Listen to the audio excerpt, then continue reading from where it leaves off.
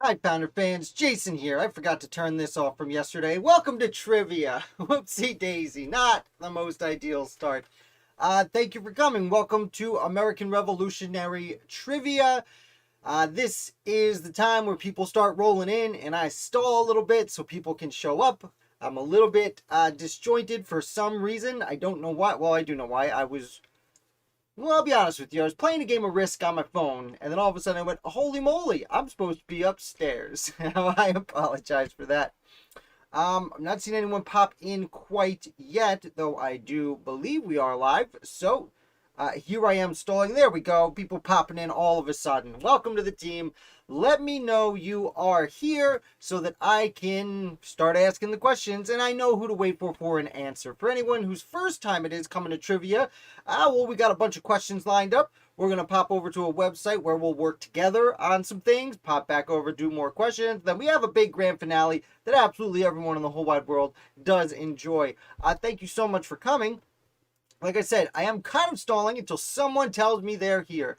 Now, I didn't check very closely, but I believe I'm about 3 seconds ahead of you this week, so shouldn't be too far off. Shouldn't have to stall too much waiting for answers to those questions. Again, I am going to kind of politic for a minute. I just want people playing, and there always are people playing, but it does always take a second for people to show up. So here I am stalling. Hopefully you watch through it. Don't go away too soon, because we got a lot of fun things. Because even if you're not playing, as many people don't play, I'm sure you're playing along at home, but there's a lot of fun stuff to learn. And we have a bunch of fun stuff today. We are going to be talking about John Adams and his posse. We did George Washington last week. This week we will be going over John Adams, family, friends, and co-workers, as they may say. Hey, Colonel, thank you for coming. I'm very excited to start playing. Tell you what, why don't you and I get started with the first question? The first question is usually pretty easy, so I'm going to bounce over here to my trivia. Don't look at that. Whoopsie daisy. That's the last question. As always, I left the last question up when I got started. Let's go to the first question. It's pretty easy if you want to pop on over. Well, what do you think? This is a pretty easy question. I took it right from this card here. Can the vice president vote in the Senate? This comes from one of these Constitution cards. Again, the Constitution cards can be a lot more broad than what we usually talk about. Usually we're just talking about the American Revolution here. However, these Constitution cards, which I like to remind you every week, I did buy across the street from Independence Hall at the souvenir shop. So I count it as American Revolution, as should you. I am going to wait one moment. You guys are going to answer this question. I'm going to do something I should never do. I'm going to walk across the room real quick, and I will explain why in just a second. Oh, I know it's very strange. This is not how things are supposed to operate. I followed my usual procedure, and I've returned to you. So I followed my usual procedure, but I forgot one thing. Well, there's a baby monitor in this room that I need to turn off when I start this show, or it crinkles and cracks, mostly because the cats like to scratch and ruin the door frame right over there, which is, not great. But after 5 years of scratching, I've given in and permitted the cats to take control of that particular event. Either way, I'm not sure if you could hear the crackling behind us, but, well, I would hear it the entire time. Also, bedtime's probably going to happen while we're having fun over here, so we don't want to listen to that happen. Colonel, wouldn't it be against the Constitution if they were banned from voting? Oh, okay. Well, this is specifically in the Senate, so that's a good way to put it. Kind of.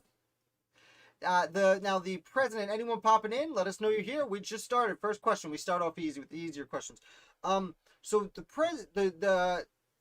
the vice president is there in case the president has a little oopsie doodle and needs to step in.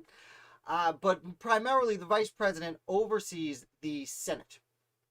Now, I'll pop up the answer here. If there's a tie. Since every state gets 2 representatives, there are always going to be an even number of people in the United States Senate. As the chairperson of the United States Senate, according to the Constitution, the vice president is basically supposed to sit there and hang out, gavel Congress into session, permit people to bring motions to the floor and vote. But the only thing that the vice president really actually can do is vote in the event of a tie. It is very uncommon for there to be a tie, although it has happened from time to time. Although, as John Adams famously said, actually, I should say, as essentially every vice president has ever said, it is the most useless job that has ever been created. I don't know if I agree with that necessarily. Never been vice president of the United States of America myself, but if I was, I'm sure I'd come out with the same idea, because you're just kind of sitting there listening. You can't even debate on the floor. Thank you, John Adams. You used to be able to debate on the floor, but John Adams had so much to say that they were like, no more. And it's been that way since like year number 2. Okay, everyone popping in. All right, see, the crowd rolls in a little slowly. You guys, let us know you're here. This is just the first question. I put the easy ones up front, so in case you miss it, you don't miss all too much. We are going to get rid of question number 1 and bring up question number the 2nd. What happened? Hi, Walker. How you doing? Thanks for coming. What happened in Morristown, New Jersey on January 1st, 1781? And while you guys are answering that, I am going to pop up my one thing I had popped down before. It's going to change my colors a little bit for just 1 second. And of course, I got rid of it right away. Let's see what your answers are. What happened in Morristown while there we go. Okay, I got it. What happened in Morristown, New Jersey, January 2nd, 1781? Now, Morristown, New Jersey is a little bit famous for the American Revolution, but is it for the reason we are questioning right about now? Catherine, hi. Thank you for coming back. She's got a fairly unconfident answer for us right now. Let's see. I'll give you guys a second, see if anyone else wants to pop in. Think you guys have anything more solid, less curious, more confident. Okay, well, it's the same answer but more confident. And yes, there was one of many mutinies that George Washington had to face. Hi, Deborah. Thank you for coming on. Yeah, absolutely. Well, we're all on the same team for a lot of these questions, so let's feel free to answer. This card has a little bit of a lengthy explanation, and I know we're playing trivia, and we don't want to be too boring about it, but I do think there's a lot to take from it, so I'm going to read briefly part of it. The largest mutiny of the war, more than 2,400 Pennsylvania soldiers protesting poor rations, lack of pay, and the Army's enlistment practices, took over their camp, fired on officers, killing 2 of George Washington's officers. Washington, of course, faced several mutinies throughout the war. The country produced ample food and clothing, yet the Continental Army was cold and hungry. Yada, yada, yada. This particular event, Washington actually, they sent their complaints to, I should read it instead of just talking. Finding out they were actually committed for the war's duration, the men found out, our enlistments are supposed to expire on January 1st. And they found out, no, you're supposed to stay until the war's over. This is 10 months before Yorktown. So they said, what? And they were not happy. They sent their complaints to Congress, who didn't really take it too seriously. Then the mutineers were met in Princeton, finally, by delegates of the Continental Congress, who said, okay, let's resolve this. And then they basically said, okay, no problem. And they resolved a lot of these mutineers' grievances.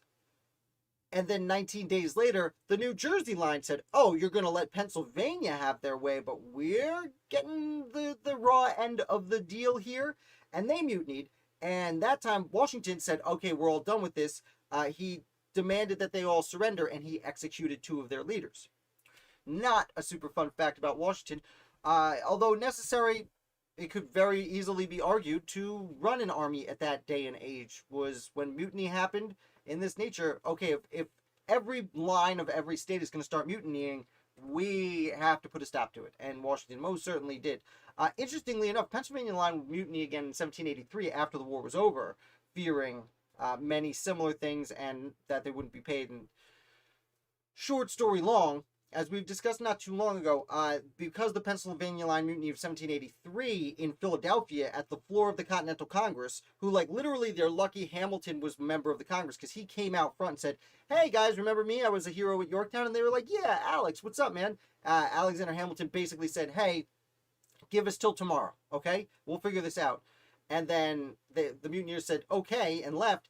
Hamilton and the Continental Congress went to the state of Philadelphia and said, can you call out the state militia to protect Congress from the Continental Army?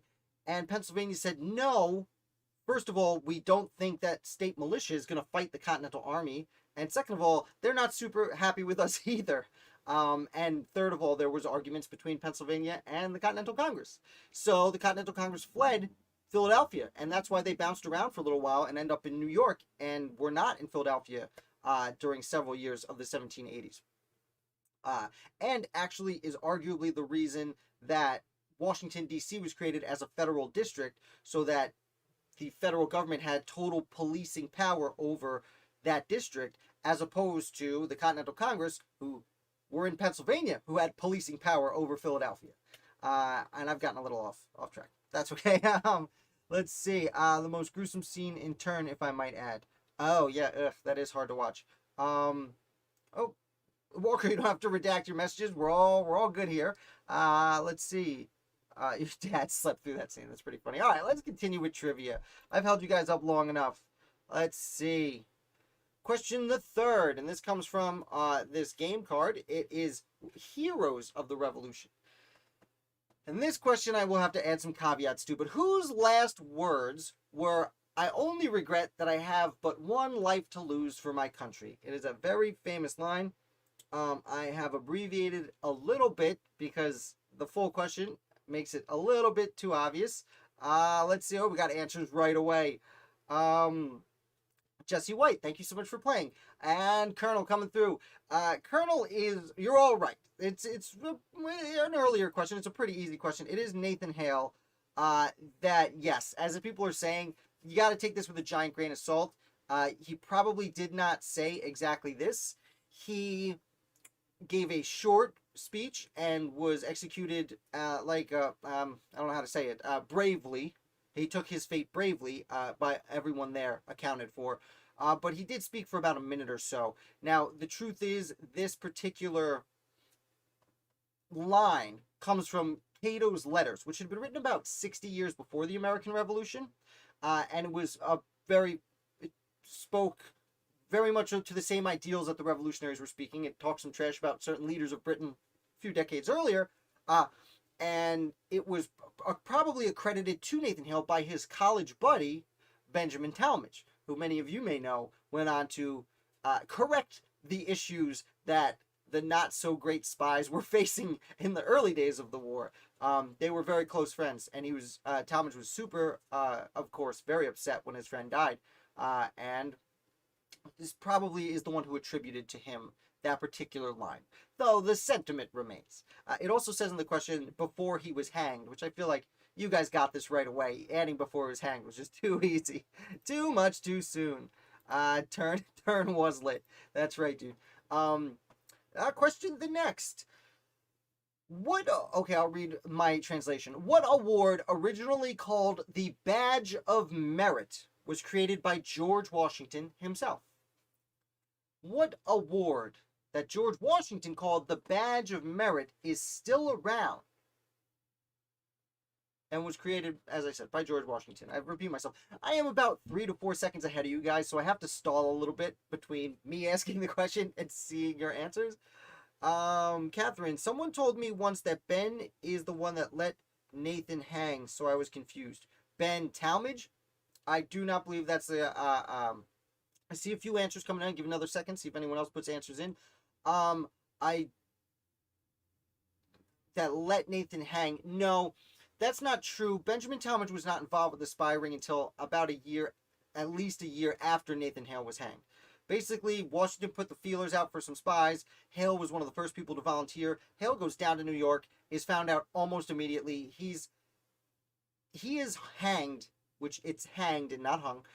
He is hanged less than 2 weeks after giving the office. So he is told he's a spy. He travels all the way to New York, and gets found out and is hung within 2 weeks.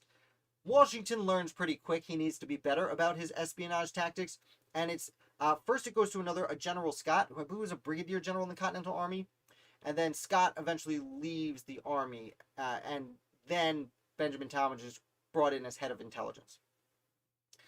So no, he would not have. They wouldn't even be able to. They couldn't get into New York to stop it Yeah, no, I don't know where you heard that, but I would not do that. What I would do is tell you guys the answer you're waiting for. It's the Purple Heart. Well done. Everyone got it right. uh, let's see. What was the question? Yes, the Purple Heart. So he creates the Badge of Merit. I believe there's 3 given out during the Revolutionary War to common soldiers. And then it kind of falls out of practice for a while. I believe it's till the Civil War. I don't remember the entire history of the Purple Heart, I will be honest. It either they used it till the Civil War and then it stopped till World War II, or they stopped using it and then it was brought back during the Civil War. I think they used it like till the Civil War, and then they kind of forgot about it. And then someone was like, hey, we should do this again. Colonel, he was betrayed by his boatman. That I'm not, I have not heard that. I know he went in and he ran into Robert Rogers, of all people, famous from the show Turn. He runs into Robert Rogers, and Rogers knows who he is and kind of tricks him into coming to a dinner. It says, hey, Robert Rogers essentially goes, hey, I'm a spy for the Americans, are you? And he goes, oh, you are? Me too. And then Robert Rogers goes, hey, everyone, he just admitted this. And doesn't go great for him. Yeah, I would not think that was true, but I figured I would ask. Yeah, no, better. Always great to ask questions. Jesse, yeah, he is a, forgive my French here, but a badass. There's an interesting book, if you like war histories. I forget the name of the author. It's called Stark. It's about John Stark, and it talks about him in the French and Indian War and the American Revolution. And the first half is the French and Indian War, where he served alongside Robert Rogers. It's really interesting, like kind of what a hero Rogers was. Many of the early officers in the Continental Army, especially the older guys, they had been heroes to a degree, or at least leaders of men in the French and Indian War.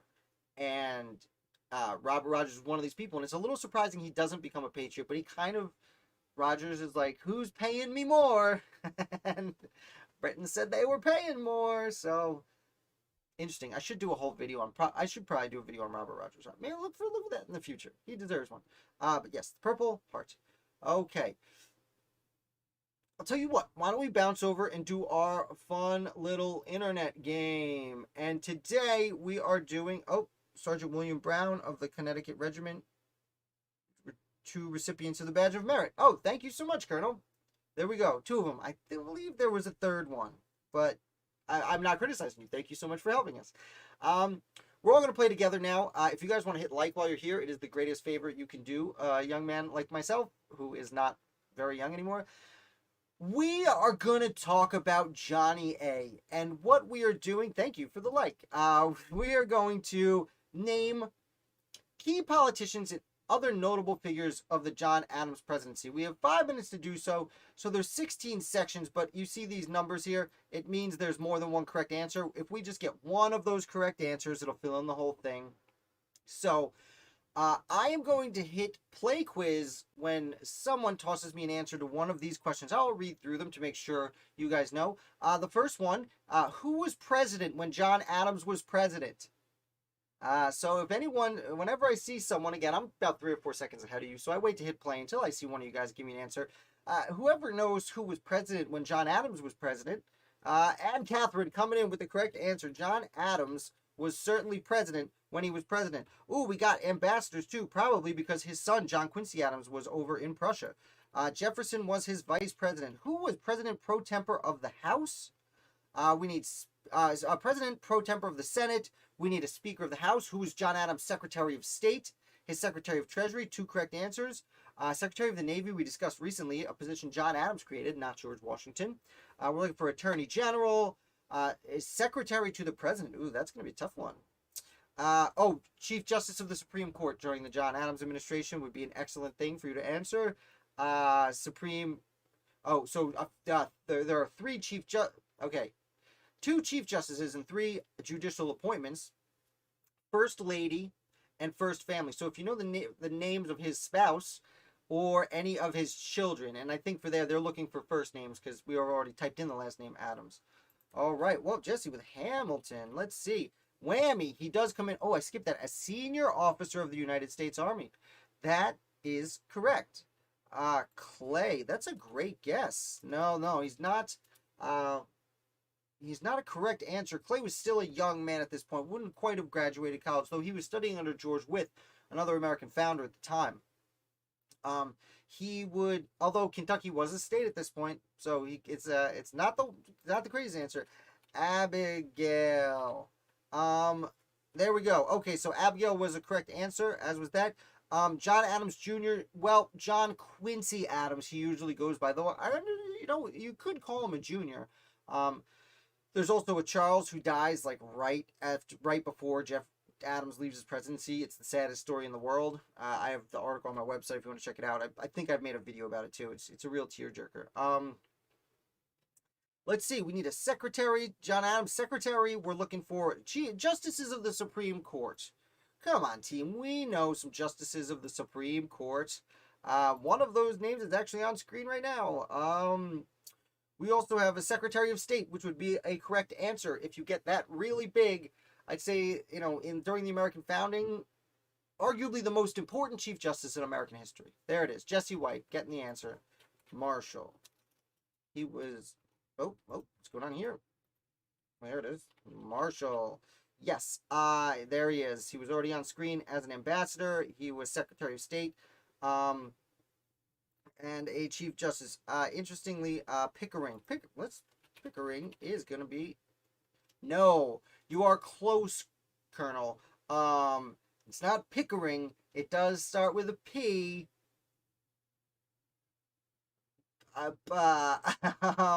Wait.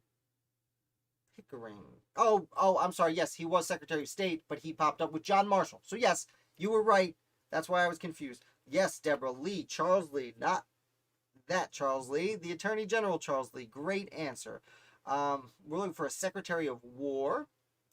And the Secretary of the Navy. There was only one. He was the one guy in Adams's cabinet that Adams brought in himself and didn't really take from George Washington. I do want to say Timothy Pickering has a friend. When we had Dr. Travinsky on a few weeks ago, we were talking about the second half of the George Washington administration. We talked about Pickering and his buddy Jones. No, it's not going to be John Paul Jones. I will type in Jones, but it's not John Paul Jones. Kind of a lesser known guy. He started the Navy's library. McHenry, there it is, Catherine. McHenry was the Secretary of War, as was Samuel Dexter, very briefly. Again, Pickering and McHenry basically got fired. There it is, Colonel Stoddard, Secretary of the Navy. Really important guy early, especially during the French and the quasi-war with France. Muhlenberg, no, that's a great guess, Nick. Hi, Nick. Thanks for coming. That is a fantastic guess. Though incorrect. Secretary of the President. This one's tough. I'm personally not sure, but we need that. We need a Secretary of Treasury. So the guy who replaced Alexander Hamilton. Just regular Henry? We'll try it. I don't believe so. No, sir. Habersham. That's a great guess, but I don't know. No. President pro tempore of the Senate is tough. Muhlenberg, I'm going to type in Muhlenberg again. He was last week a correct answer during the Washington administration. We also need a Speaker of the House. Jay, we got a Supreme Court. Dexter is up there already. Oh, wait. Oh, whammy. That's right. He popped up because he jumped around a little bit. There it is. Catherine. Wow, great job. You got 13 out of 16.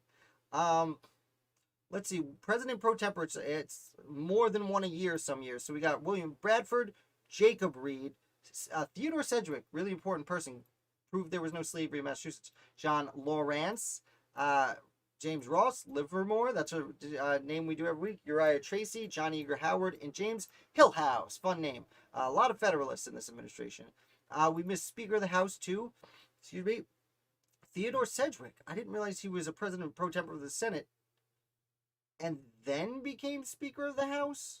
Well, that's interesting. He went from the Senate to the House. That's fun. Now, that's a fun fact, guys. And then Secretary of the President, William Smith Shaw. Very interesting, because I'm pretty sure his daughter, Abigail, married a William Smith. And she became Abigail Adams Smith.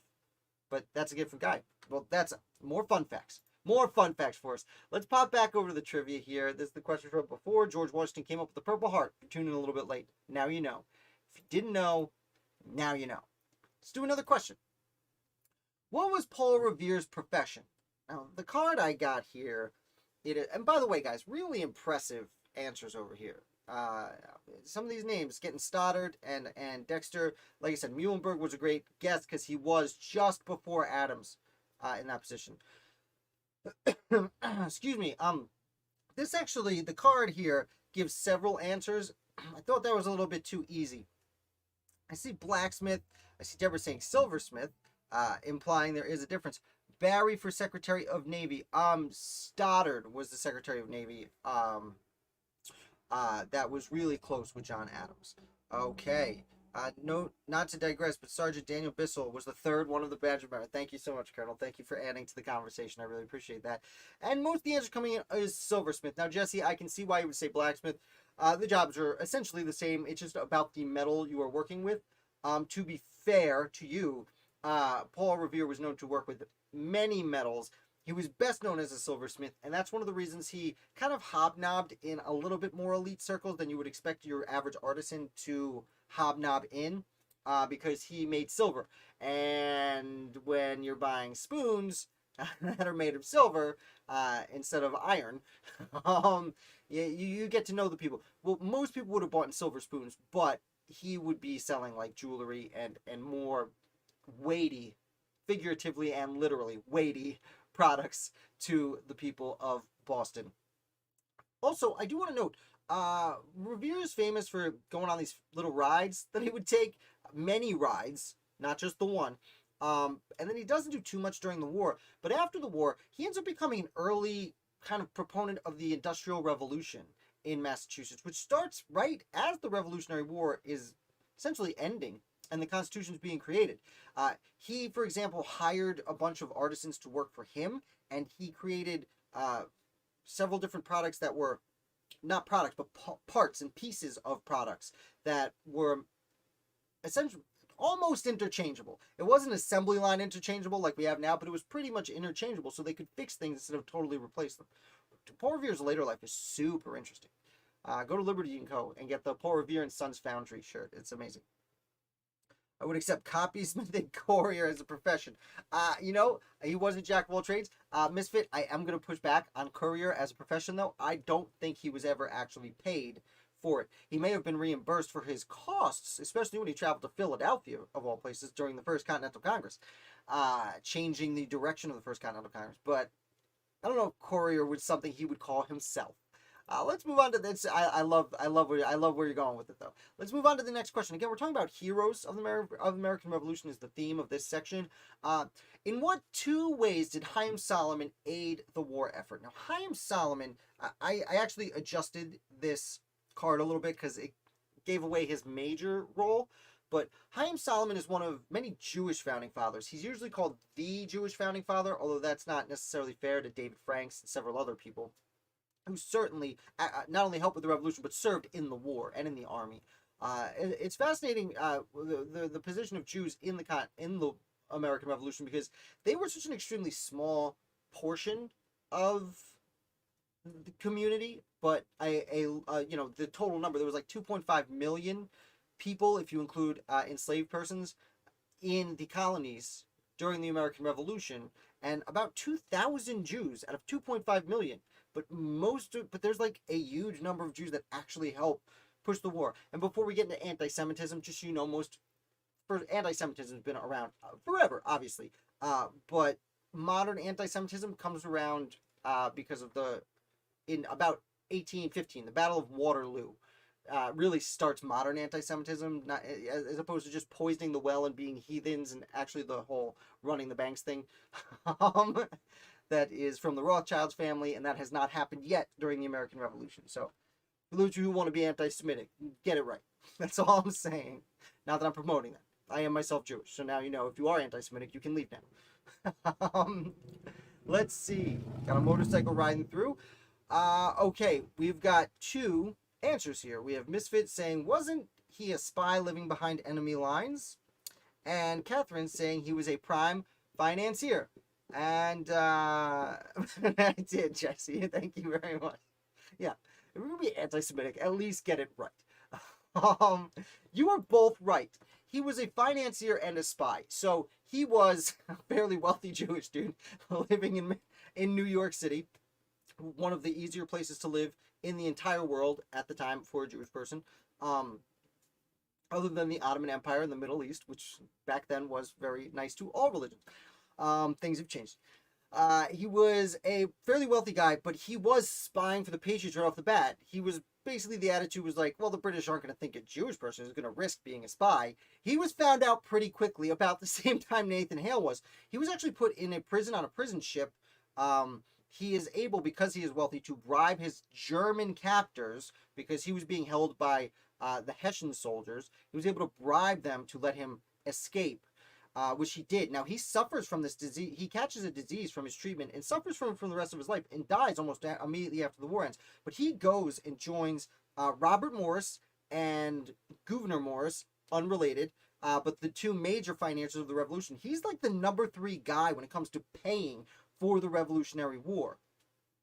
He's only a spy very briefly. I'm surprised that was the answer they were looking for. They actually call him a financier in the question. I'm like, he's a financier. That's what you're known for. But there's actually a legend, which probably isn't true because it's not. We can't find the documentation. But when George Washington was moving south towards Yorktown, and he was told, there's no money left, George, Mr. Washington, General President Washington, said, send for Haym Salomon.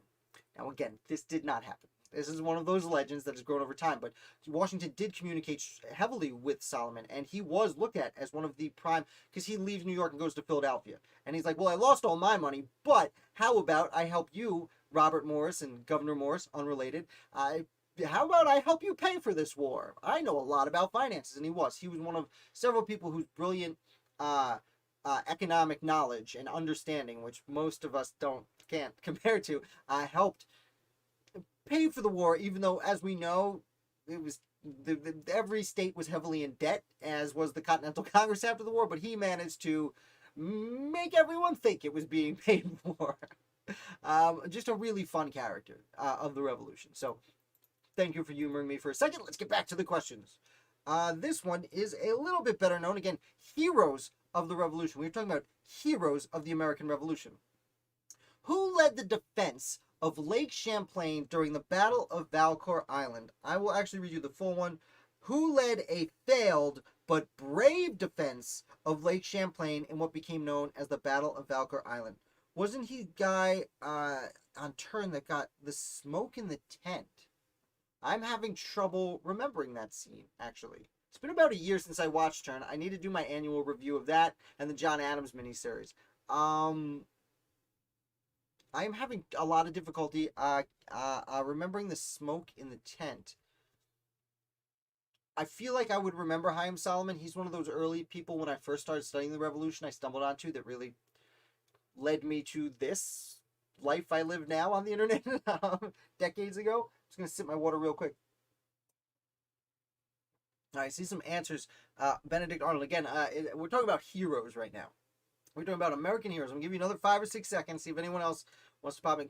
Okay, Colonel. So all of you guys are basically telling me that Benedict Arnold was an American hero. Well, you must watch this show because, yes, it's American hero Benedict Arnold. Now, before you click off, for those of you who are new here, I call Benedict Arnold an American hero because he was. And that's what makes his treason so amazingly significant. There were many people who committed to someone left. Sorry. There were many people who committed treason during the American Revolution. Most of them were executed. Benedict Arnold's treason was gigantic because he was handing over West Point. He had command of West Point because he was a major general. He was a major general based on merit because he was an American hero. Michael Troy has used the analogy. It's like if General Patton, I think he used Patton as an example, but it's like if not Eisenhower, he would have been the Washington. But let's say Patton. General Patton is leading Americans in World War II, and then he says, you know what, I've changed my mind. I'm going to go fight with the Nazis now. Is like, that's how significant Benedict Arnold was. So that's why when you watch this channel, you always hear me giggle a little bit while I'm saying it, but I call Benedict Arnold an American hero because he was. And that's really significant for us to understand the American Revolution because Arnold's treason was just so massive.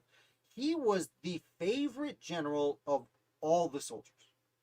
They loved him. He was wounded dozens, well, not dozens of times, 3 times. He basically lost his leg. He had, I think, 3 horses shot out from under him. Uh, if he had died during the Battle of Saratoga, there would be monuments around the country, if not the world, in his honor. He would be we would think of him the same way as Washington. There would be Arnold counties in every state in the Union. I've gotten a little off topic. Jesse, you're thinking of Nathaniel Sackett, the guy who was in charge of the spy ring, got killed by the British undercover. With the target was Washington. Okay, so that whole thing, yes, you are thinking Nathaniel Sackett. That Nathaniel Sackett was a real person, a very interesting person who did help with the spy ring, but his story in that is like whatever the opposite of a spoiler alert is. I'm sorry to do this to you guys, but that never happened. Nathaniel Sackett survives the war. He was also not the guy who invented the submarine. We talked about David Bushnell last week. David Bushnell, his real life human person, and Nathaniel Sackett's real life human person were squeezed together to one person in the show, and they called him Nathaniel Sackett. Though honestly, most of what Nathaniel Sackett does in the show, they should have called him David Bushnell, because that's the guy who invented the submarine, invented all these explosives, invented all these contraptions. Again, I'll do another video. I did one a while ago. I'll do another video where I criticize Turn if you like. But it is fun. I love Turn. It's just they take the author of Turn is the author Alexander Rose, who wrote Washington Spies. He wrote the book the show's based on, and then he is also the screenwriter. So I really love his work, but he takes like a lot of liberties that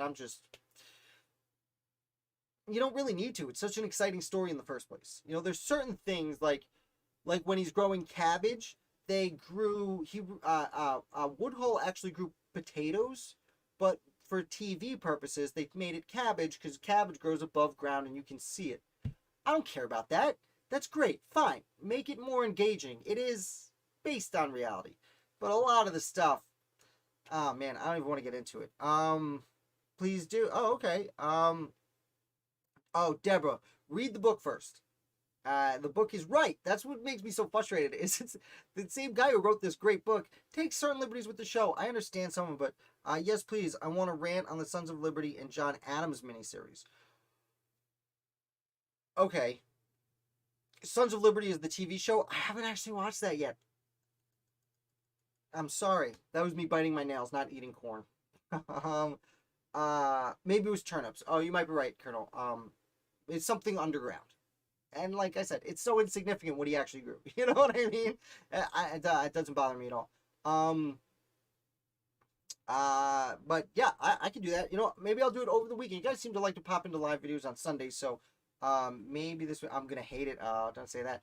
John Adams miniseries. What I'll have to do is like, what I have to do? We'll choose one, and I will. I can't show them on here and watch along with it. I don't have that kind of the money to buy that kind of rights. But what I can do is I can watch it, and I'll be like, hey guys, I'm gonna watch this episode. I'll watch it, and then I will do a video where I'm like, okay, here's what's up.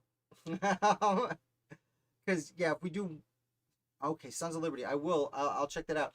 And I'll do them one at a time instead of the whole series if you want. We could do that. Sons of Liberty, heavily traumatized and fictional. Yeah, I mean, you get it. Like, to a degree, I understand that a lot. I do. But when the story's good, you shouldn't have to stray too far from the original context, Like with Turn, the worst is Austin Rowe. I grew up in a town called Medford, Long Island, in New York. I went to Patchogue Medford High School, and the one founder buried in Patchogue was Austin Rowe on Rowe Boulevard, where I actually, when I was a very small child, that was the first place I lived. And in Turn, you hear the name Austin Rowe once, and it's Robert Rogers when he's tricking Townsend's father. He says, my name is Austin Rowe. I was sent by Woodhull or whatever. That's the only time you hear the name Austin Rowe. So it's used as a fictional name for the bad guy in the show. When it's like, no, Austin Rowe was the one who actually rode to and from New York City on behalf of Abraham Woodhull. because Austin Rowe owned the tavern, and being a tavern keeper, buying things in New York City for your tavern was a legitimate thing to do. There was also a guy, Hawkins, who was the first rider, though he bails kind of early because he gets scared. Citizen Liberty, so many historical acts, it'll make you mad. Okay, well, you guys can watch me get mad. A, B, or a C plus, a B minus or a C plus. Well, you can enjoy it and still, it doesn't have to be true to enjoy it. Like that, I hear the example with the movie The Patriot. The movie The Patriot doesn't have, none of it's real. And in fact, the character is based off like 4 or 5 different people from the American Revolution, but it's a great movie. And it's one of those movies that kind of inspired me to like learn about the American Revolution. I saw it as a probably younger than I should have with all that violence, but you know, Heath Ledger was just such a dreamboat back in the day. But it's one of those movies I saw as, well, actually I was probably like 16. I was old enough for it. But it got me into the American Revolution. So like, historical fiction can be great. I know many authors. I'm speaking to one tomorrow who writes other historical fiction. It's a very great way to get people into history, to learn about America's past and all sorts of history. But when you're doing it on something like The Spy Ring, you really don't have to take those kind of liberties. But let's get back to trivia. I know we're really getting off topic, but this is fun. This is fun. Okay, easy question. Who is the most famous Midnight Rider? I actually abbreviated this because it was even easier when you read it on the card. Great Sons of Liberty, a D plus. Ooh, or a C minus. Okay.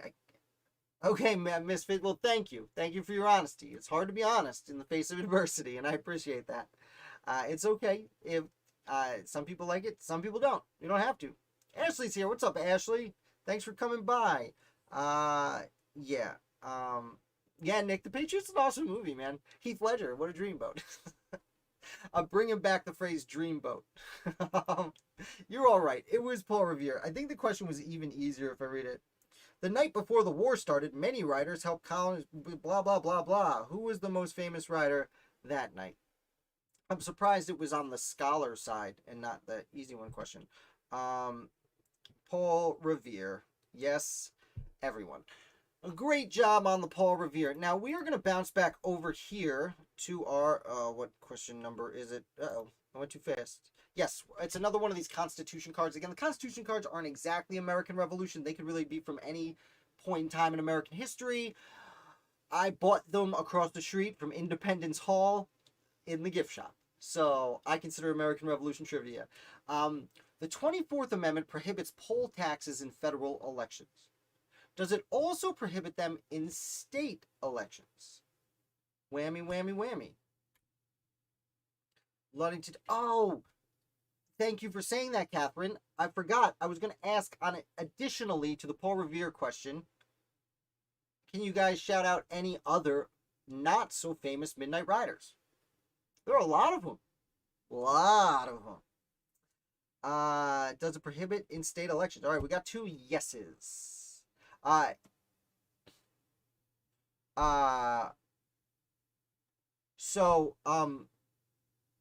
that her name? Molly Ludwig Hayes.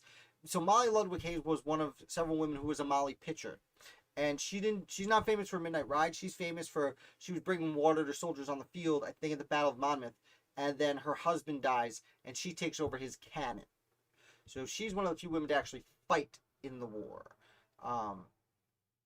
So, no, she's not. It is a good name to shout out. That is a name, Mary Ludwig Hayes. So thanks for the shout out, Mary Ludwig. But not for being a rider, for being a soldier. Kind of. Yes, Dawes and Prescott both helped out on Paul Revere's ride. Dawes and Revere were very lucky to happen to bump into Prescott that night because Prescott's the only one who actually makes it to Concord. Sybil Ludington. Oh, yeah, Jesse. Sybil Ludington is absolutely right. There was, I think it was John Jewett down south.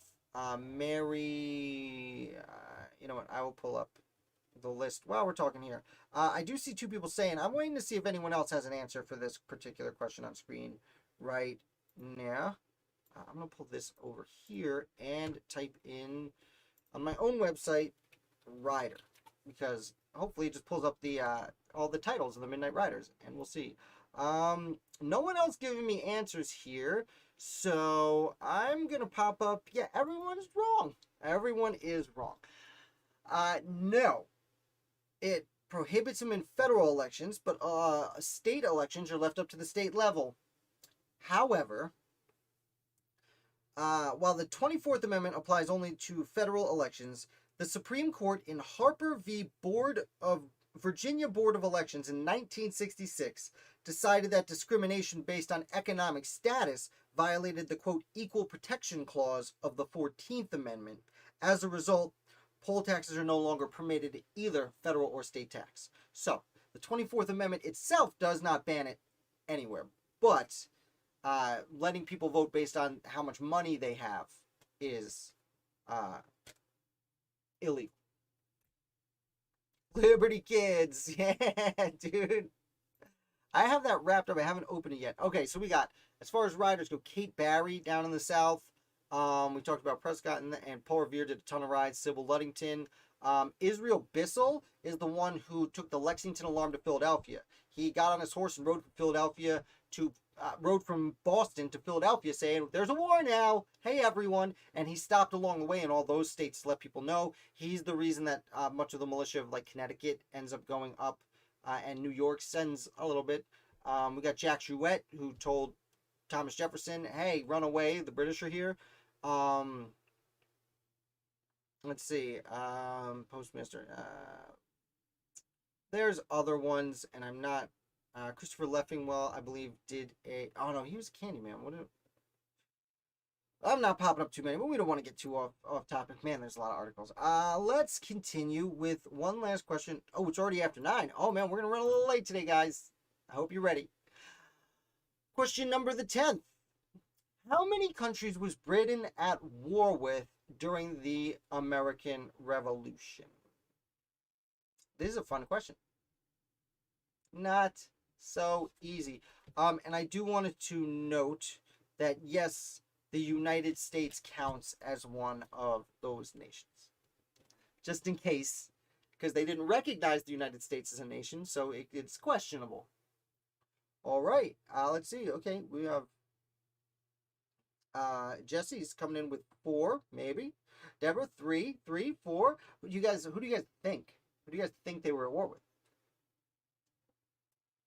Who are the 3 or 4 that you believe they are at war with? I give you another second to type them in. Well, most of you have already answered, so I will give you the answer while you're typing in who you think they were at war with. It was 4. 4 nations. Ashley, coming in with U.S., Spain, and France. Those are correct answers. But who was the 4th? Well, I will let you know. Spain, America, France. Yeah. So the last nation was the Dutch Republic. The Netherlands first of all, are funding the Americans, and then they do see an opening with, Britain being distracted. Let's join the war. Now, Ashley, it's funny you say India, because there was fighting in India. However, that was British colonies fighting French colonies. There were Indian people involved, of course, because they were being overseen by their colonial overlords. But India at the time was not really a nation the way we think of it today. It was essentially colonies of Britain and France and Portugal, who's kind of stayed out of it, and Spain, who kind of their fighting was over here. The Spanish Navy and the Spanish powers had been not disintegrating, but Spain was not the powerhouse it once was when it took over essentially all of the Americas a few hundred years beforehand. But yeah, so the Dutch are really important because early in the war, they helped fund the revolution. Like, John Adams goes over to Europe, and he goes to France to talk to Franklin real quick, and then goes almost immediately to the Netherlands and spends a big portion of his almost decade in Europe in the Netherlands, because they were the ones with the money. They ran trades around the world. They, even though they didn't have a lot of colonies, they were still extremely wealthy and well known for their ships and their navy itself. So they had a ton of money. They were also, as I said, the Dutch Republic And that's important to note, that they were not the only republic in Europe at the time, but the only powerful republic in Europe at the time. And that's why being friends with them was really important, especially because the United States were starting to establish a republic. At the time, when monarchies were common, it would have been easy for America to become a monarchy.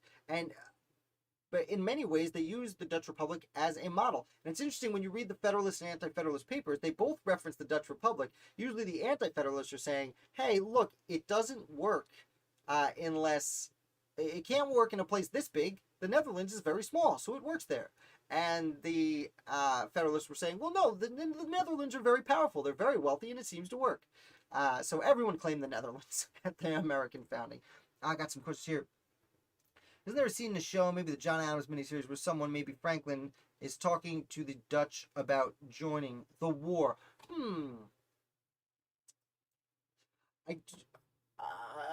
I remember John Adams going... Yes, I think John Adams goes to the Netherlands in that show. And I can't believe what I don't remember from that show.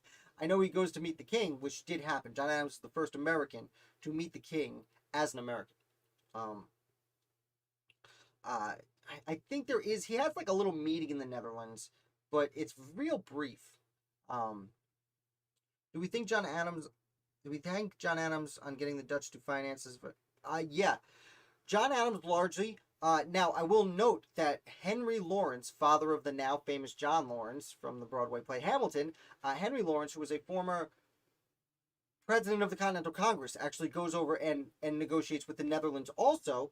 And then he gets captured on his way back, put in the Tower of London for a year. And when he gets out, instead of going home, he goes over to help negotiate the Treaty of Paris. He does not sign it because he's not an official ambassador, but he does help negotiate it. And John Lawrence, before he, is tragically killed, he is sent by the Continental Congress to replace his father, and he negotiates with the Dutch for a little while. Especially, he helps buy some ships, although that becomes a whole thing with Alexander Gillian, who is basically Commodore of the South Carolina Navy. So yeah, a really fun thing. You mean John Adams had it before? Yeah, yes, kind of like a flu-ridden Michael Jordan. That's a great reference. Adams was talking to the Dutch council, but he was getting sick. That's right. He starts getting sick. He's fine. All right, now we're gonna move over to one of my questions. Those are the cards I have. Now, I usually put a countdown for this. Who were the signers of the Articles of Confederation from New Hampshire? Now, I'll give you a hint. There are 2 correct answers. Not 1, not 3, but 2 correct answers of people who signed the Articles of Confederation representing New Hampshire. Who were they? One of them is a little more of a famous name, partially because they signed the Declaration of Independence, and also partially because they're more famous. They have a character that's more famous nowadays. In a show we have not yet talked about, the comments. How's that? How's that for a tough hint? Catherine, dang, coming out with Wentworth. Not who I thought would pop up immediately. I didn't think you guys would even get this way. I thought I'd have to put the countdown on for Wentworth. Yes, one of the Worths, as we always like to mention. John Wentworth Jr. was a cousin of Royal Governor Wentworth, whose first name is escaping me right now. But one of the people who made the New Hampshire, he's the cousin of the guy who made the New Hampshire grants, who went and whammy. Yes, there it is, Bartlett. Okay, Josiah Bartlett. Green is from Rhode Island. Burr is from Connecticut. Sherman is from Connecticut. Folsom is from New Hampshire. He was at the first Continental Congress. Well played, Nick. Very good guess. Absolutely great guess. Josiah Bartlett, that is the name if you ever watched the television show The West Wing, which is not really history. It's fake modern politics, modern 20 years ago. Josiah Bartlett was the name of the president of the United States in that show. It is Martin Sheen's character was supposed to have been a fictional descendant of this guy. That's why he was governor of New Hampshire before he was president. Blah, blah, blah. It's a fun show. Again, I don't like talking about modern politics. It's a fun show. Bradley Whitford called it liberal politic porn, which is probably the best way to put it, but it's fun. It's fun to see a government where things actually happen sometimes. Anyway, but Josiah Bartlett signed the Declaration. Really important. Josiah Wentworth Jr., like I said, his cousin was Rowe, governor who created the New Hampshire grants, which New Hampshire called the New Hampshire grants, and New York called part of New York, and the people living there called Vermont. He, for himself, John Wentworth was a low-level politician, but he was a member of the council, the Committee of Safety, which basically ran the government when the provincial government wasn't in session, and that's where he made his name, and eventually was sent to for a few years over to Philadelphia, where he signed the first government. Colonel wrote something and then deleted it. Fair enough. Fair enough. Let's go over to the internet. We got one last thing to do here, guys. Now, it's already 9:15, so we're going to run late today, but that's all right, because you guys apparently like to stay up late, or you don't live on the East Coast and it's early. I don't know. Here it is. We are doing the legislative branch of the American founding, and where is it? We'll refresh it. Oh, shouldn't have refreshed it. There it comes. My name is Jason, and I know how to use the internet. Anyway, here's what we're doing, team. If you're new here, most of you aren't. Most of you know exactly what's going to happen. Before you start typing names, let me explain for anyone who hasn't been here before. We are going to name 243 American founders. We didn't do it last week. Our record is like 9 minutes and 50 seconds. We got a whole bunch of players today, so I think we can set a new record. But let's not get ahead of ourselves. We are not naming every American founder. We are focusing on the legislative branch. So, since it's the legislative branch, it is not every member of the Continental Congress, but it's most. It's anyone who attended the First Continental Congress, signed the Declaration of Independence, signed the Articles of Confederation, attended the Constitutional Convention, or was a member of the First Congress. So an inaugural member in 1789 of the House of Representatives or the United States Senate. As I said, it's 243 people. We've done it several times. Nick, it's 6:15 where you live. That means it's the West Coast, I think. Deborah, it is 9:15. Well, it's 9:16 here.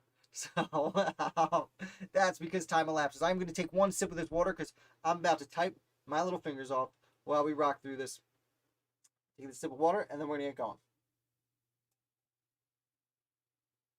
Arizona. Well, I'm sure it's hot there because it's hot here, and I'm in upstate New York, where I moved because it snows and I like hockey. Anyway, enough about me. I'm going to hit play quiz. As soon as I see someone type a name that's correct. Now, I would assume that the type of name that's correct would be what I call the Big Six. And the Big Six are the 6 names that people call the Founding Fathers. Deborah in Michigan. It's funny, Michigan is, I always feel like it's too far west to be in the Central, but apparently I'm wrong. I see names coming in. I hit play quiz, and of course, it's going real slow on me here. There we go. All right. You guys are rocking and rolling. I'm just going to say names and type.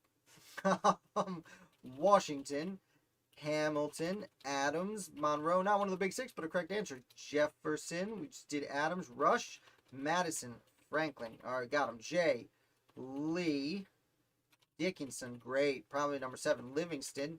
Henry. We got Henry. Is there another one that starts with something and has Henry at the end? Reed. Another Reed. Oh, it's already there. Floyd. Smith. The other Reed. Drayton. Rodney. Dayton. Stone. White. Hall. Bloodworth. That counts as a Worth. Brown. Dean. Ellsworth. Got it. Button is a first name. Haka. Wentworth. Gwinnett. There's the last name. Langworthy. Few. Gadsden. Wadsworth. McHenry. Sinnickson. Ellery. Huntington. Elmer. Oh, my computer is moving slow today. This is not great. Elmer. Oh, already got it. Oh. Tad. Wallader. Maclay. Gary. Livermore. Foster. Gwinnett, we did. Lee, I think we did. Whipple. Collins. Muhlenberg. Yes. Partridge. Crane. Lynch. Sedgwick. Braxton. Oh, my computer is not happy with me. See, I accidentally left my Sedgwick. Braxton. I accidentally left my microphone and camera plugged in and didn't turn my computer off. Leonard last night, which makes it unhappy. I mean, Ingersoll. Pendleton. Yes, Hancock. Don't forget him. Bland. Rout. Sherman. Randolph. Two of them. Johnston. Johnston is correct. Morton. Oh, come on, computer. What is going on here? There we go. Morton. Mason. Bourne. Braxton. We just did. Rutledge. Marchant. Aesop. Braxton. We did. Pendleton. Oh, we did. Cushing is at least once. Adams. Oh, okay. Oh, computer's not happy with me. But at least time isn't running while this is happening. Okay. Oh, we gotta go up. We gotta go up. You guys got ahead of me because my computer's slowing down. Keep them coming, though. Broom. Hanson. Bland. Boudinot. Thornton. Borum. Witt. Gilman. Nelson. Whipple. I think we did. Yep. Gorham. White.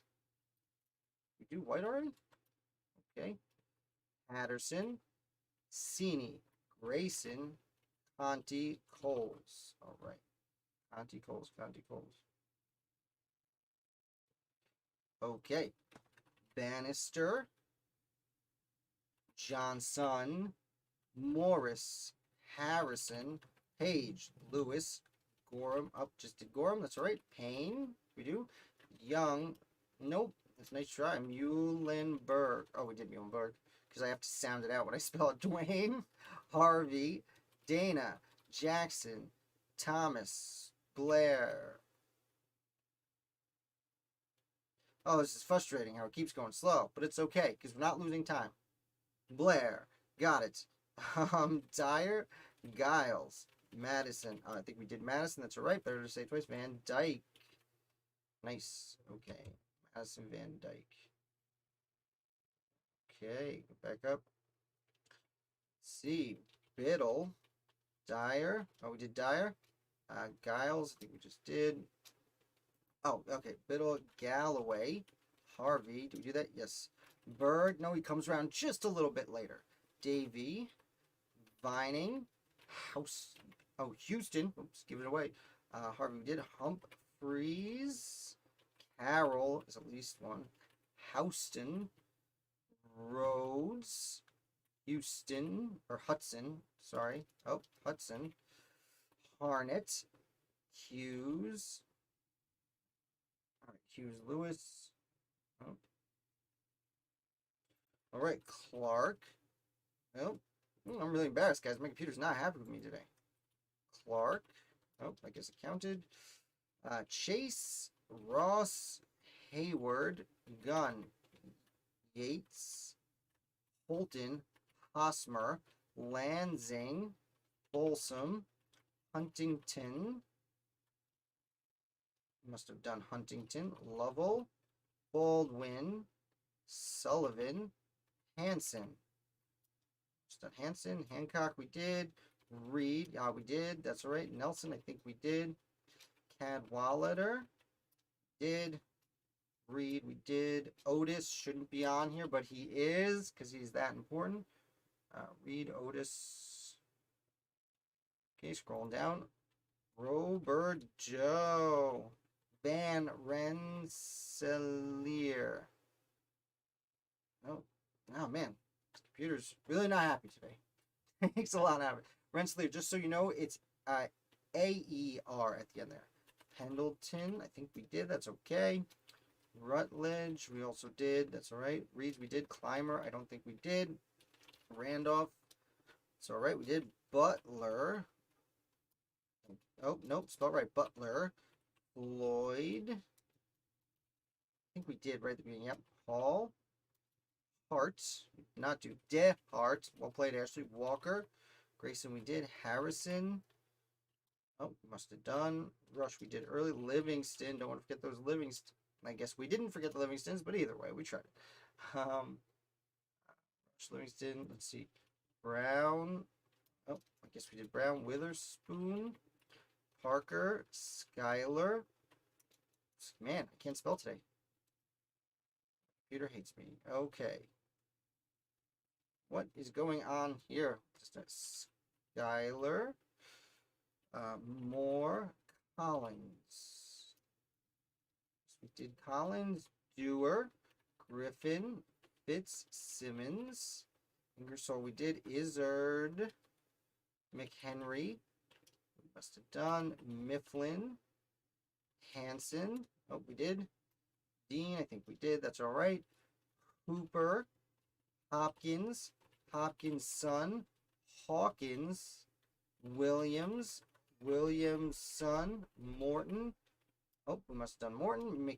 McKean, Middleton, that's 2. Pinckney, that's also 2. St. Clair, Few, must have done. Lowe, did we do? Nope. Scott, just mentioned him. Gunn, I think we did. Penn, we did not do, I don't think.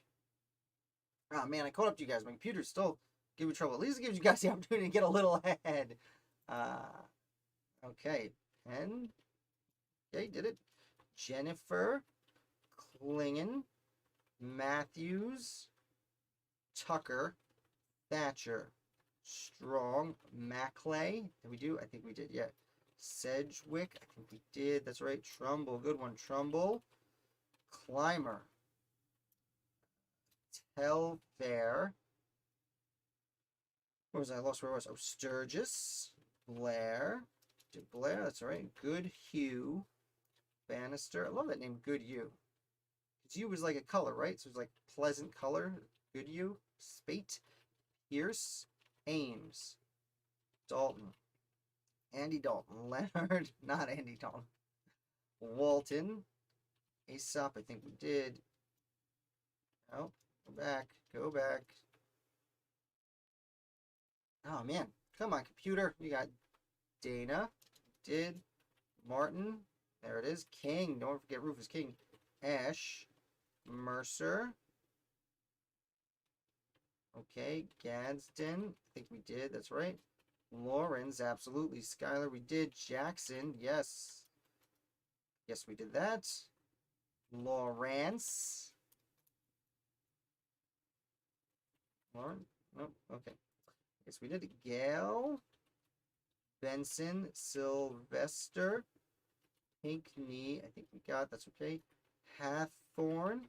Steele. Stone. I think we might have done. Same with Tucker. Yes. Strong. Okay. Do some repeating. Huger. Stanton. Is that Crane? Yeah, it is. Okay, well, we got it anyway. All right, moving along. Oh, about to hit 10 minutes. That's all right. Hart. Oh. Computers not have Hart Lee. There we go. Heister. Sherman. Livermore. I think we got. Okay, and I've caught up with you guys. Ah, I missed 10-minute mark. That's all right. Stockton. I don't know how we possibly did it in 10 minutes that one time. Assets. We're definitely going to do it this time, though. We got half the time left and like 20-something more. Hawk, I think we did. Morris, we did. Kinsey? Did not do. Oh, we have a... Oh, the Secretary of all the Congresses. One of you guys are going to know that. Who was Secretary of the Continental Congress? Absolutely forever. Wilson. Absolutely is the right answer. Monroe, I think we did pretty early. Yep. Wisner. Scudder, the doctor who died in battle. Greerly, Committee of Postponed Parts, a huge guy. Page, must have done.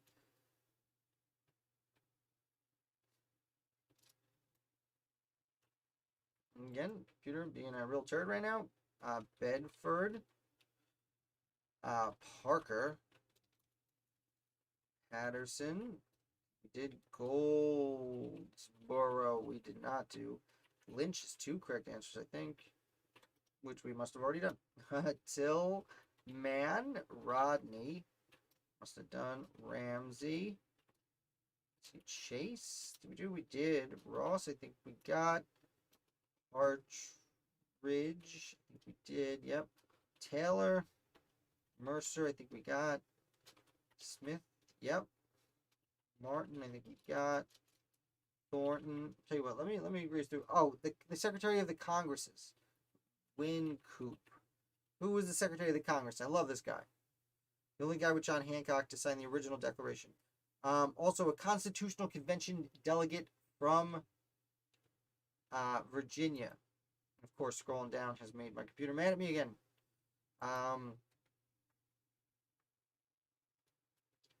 Caswell is the right answer. Robert Doe did. Spate. Taylor. Harnett did. Heister, I think we did. We're doing some repeating. McClurg, there's that Constitution dude. Penn, we did. Otis, we got. Folsom. Hawkins. We're doing a lot of repeating. There it is, Catherine Thompson. Charles Thompson, a hugely underappreciated gentleman. Okay, we got Pennsylvania and Virginia. New York, we need a congressman in the first Congress from New York. Massachusetts, we got Herring. Is it Herring? Typing it in. Typing it in. Oh, computer not happy today. Okay, we got Herring. Oh, we missed him up here. We still need a congressman from New York. Oh, Ward is going to be right. Ward. I think we got Sullivan. We got Jay. Yep. Lawrence. We did not get Stanton. I think we got Sevier. I don't remember doing. Conti. Got him. Thomas. No, last name Thomas. To serve at this particular level. John Thomas was, of course, in the Continental Army. Major General. Okay, we need two inaugural congressmen from South Carolina. We are looking for a declaration signer from Connecticut. Let's definitely find that. Hooper, we did. Biddle, we did. Forum, I think we got. No, computer, man. Sorry, guys. Sorry, my computer's being a real tough Timmy over here. Klingon, I think we got. Galloway, we did. Matthews. Burke. Aidenus Burke. Nailed it. Good one. Huntington, I think we got. Sumter. We did not get. Nailed it. Humphreys. I think we got Boudinot. Boudinot. You spelled right, though. Boudinot. No, we still need a declaration signer from Connecticut. Got Delaware. We need a Constitutional Convention delegate from North Carolina, who was a founder of the day last weekend and a correct answer to the one of our trivia questions last week.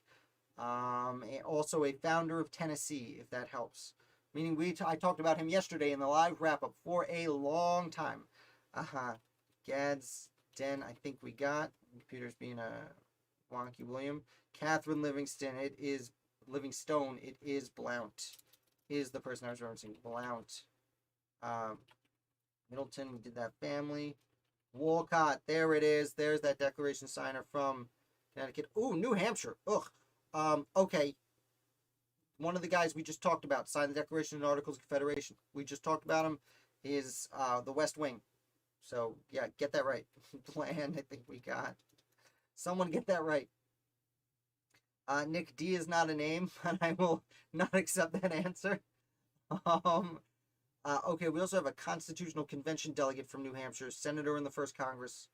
I could have sworn we... Oh, no, I was thinking Gilman. Oh. I'm